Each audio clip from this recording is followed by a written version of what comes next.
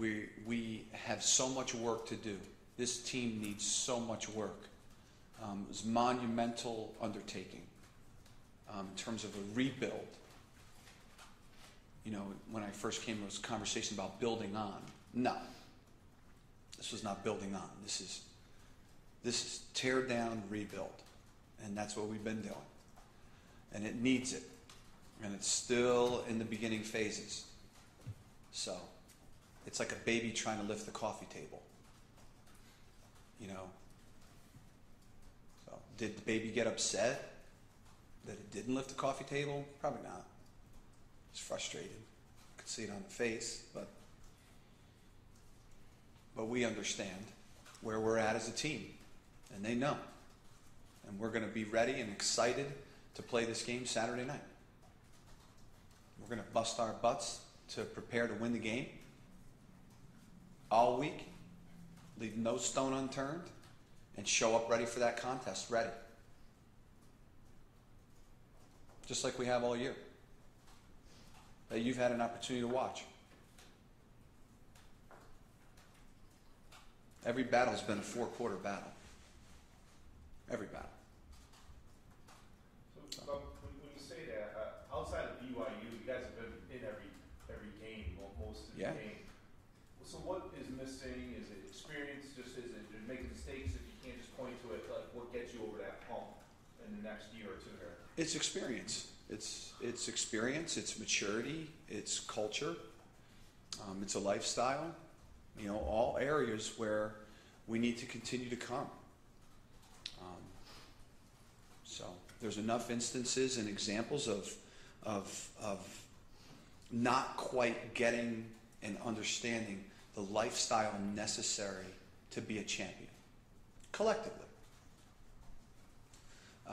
There's examples of a lack of mature football intelligence in situations and game situations, which just takes coaching and time and experience. There's instances of a lack of the physical strength necessary to consistently do the jobs well, all the jobs. So there's just development that needs to take place in every area. Bob, are you concerned now that some of the seniors may lack a little motivation in the last few games of the season? No. If they do, I'll throw them off the team. That's easy. I'll see it today. I'll clean out their lockers and dismiss them.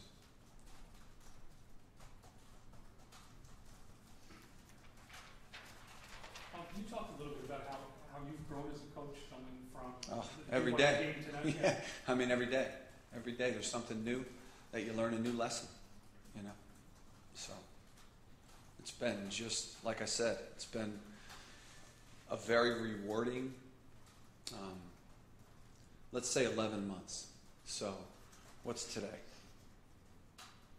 Today's the 18th. I think I showed up on the 15th of December. So, basically 11 months.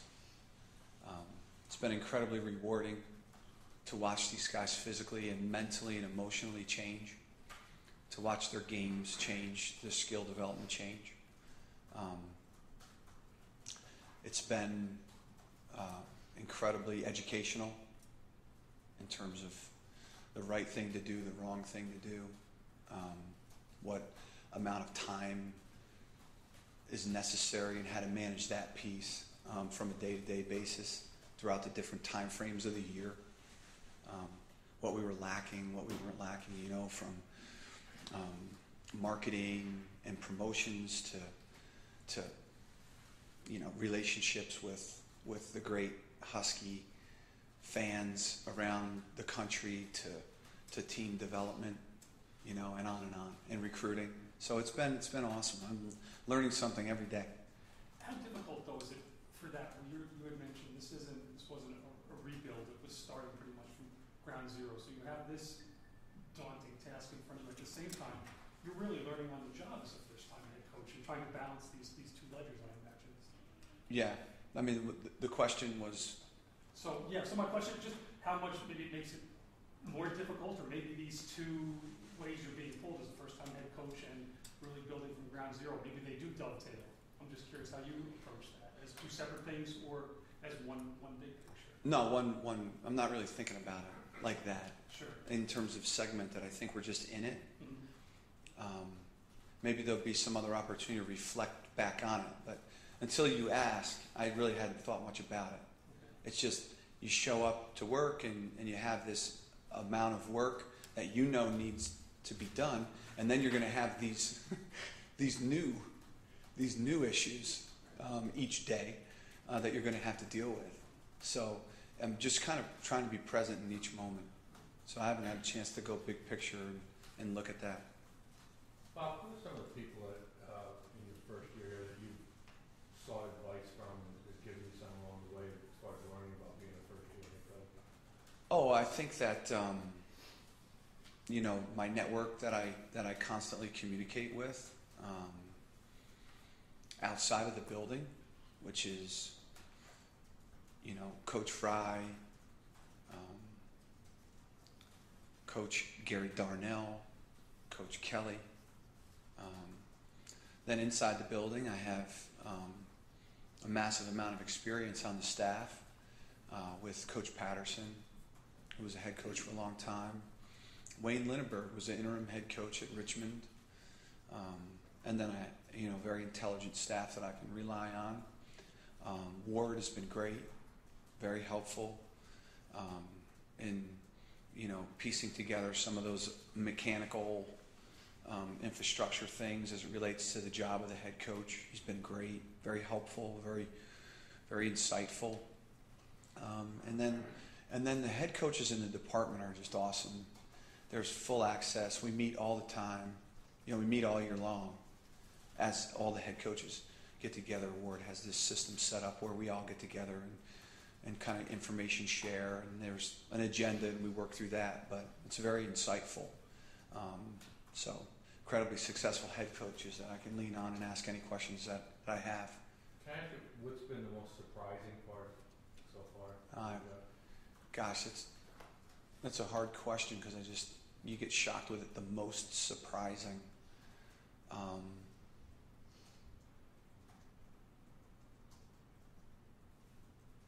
I don't know, maybe all the stories,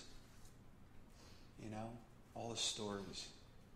Just everyone has a story. And you have 140, excuse me, you have 140 people in and on the team that, whether they're players, support staff, and everyone has a story. And all their stories are important. And all their stories need attention. And you want to be there for them to give them attention.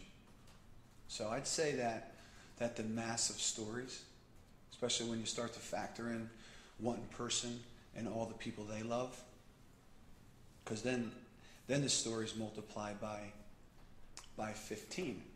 So if there's 140 people in your organization and all of them have 5 to 12 people that they're constantly thinking about that they love, then you have all their stories too. So, which is a good thing. It's not a negative thing. But if there's a surprise, it's probably that, just the massive information and stories that need attention. Where were the biggest surprises in terms of deficiencies when you took this job? Because for those of us who were covering the program, it wasn't that long ago they were in a BCS bowl game. It is a little surprising to hear you talk about how there was nothing here when you came here. When obviously the program's been here a while. And I surely don't want you to put words in my mouth, as you guys sometimes do, because you have articles to write, and I understand that. Some of you have a following that's negative, so you got to sell the ads that are in juxtaposition with your articles to the negative people, and then some have a following that are positive, so you got to sell the ads that are in juxtaposition with your positive article. So I understand that. It's a business that you guys are in, and I appreciate it. Hopefully I'm helpful for you. But I've never said that there's nothing. I've never said anything ever like that. The fact of the matter is it was a mess, a giant mess. It's just a much smaller mess. And it's been well documented because I've never shied away from what it was, whether it be the physical development of the team. I think that was initially so shocking and profound, how physically weak and fat the players were, and how bad their blood work and nutrients were. Now that's conversation from February, but that was profound. The culture of losing, the acceptance and acceptability of losing behavior, losing mentality, and the lack of inspection on a high school level of collecting winning, that you're already ahead of the game because the people arrive having achieved great success. So now we meet and you already have a base of winning, an understanding of winning, rather than learning it for the first time. So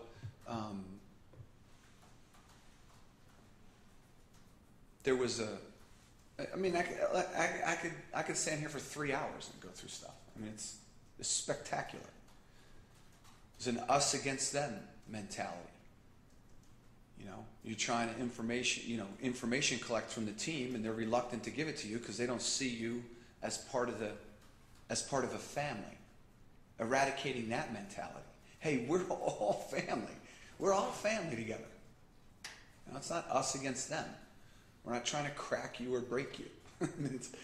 We're all trying to grow and be better. So what is that? 5 examples, right?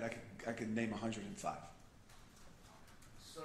But that doesn't mean that there was nothing here. There's talented enough players here to have a good team. We're just not a good team. So to that end of recruiting, there are a lot of variables and intangibles, but identifying kids from winning programs is one of the things that's high on the list. And it's not a new model that's been reshaped since we got here. We are interested in collecting players that fit UConn, that want to go to school at UConn. They're excited to go to school at UConn. They are achievement oriented. Not that you need to be able to launch a missile into outer space, but you're achievement oriented. You're interested in going to class. You're interested in doing well in the things you're a part of. We're interested in collecting players that love football. Love football. Not, I think this could be a vehicle to have my education paid for. We're not going to get along. We're not going to get along. Just if you don't love football enough because you love something else, we're not going to get along. So that's not good either. I mean, you don't want to collect a player or have a player that loves math 4 times more than football. That doesn't work either. So you need to collect players that love football. After that, they've shown this level of achievement. They want to come to UConn. They're excited about UConn. And they love football. After that, we have tangible traits that we believe that if we can put a big athletic team on the field, that we're going to have a chance to win more than lose. We're going to have a chance to have a good team. We might not have a great team. To have a great team, you need an exceptional player here or there.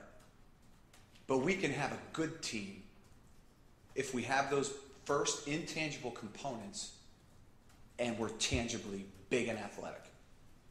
So that's what we're recruiting to that model. And we've been recruiting to that model since we started. Bob, if we can switch gears to just the American Conference as a whole, now that you've been through it, what are your thoughts where UConn can be? I mean, do you see an avenue where you can get to the top of this? Absolutely. That's our expectation. And I'm not just standing here just saying it. There's enough interest nationwide in this spectacular university and brand that you can collect 25 or less players every single year that fit our model. And then inside of our model and how we're going to operate and run this team and program, with this infrastructure, there is no doubt that UConn can be a champion. Period.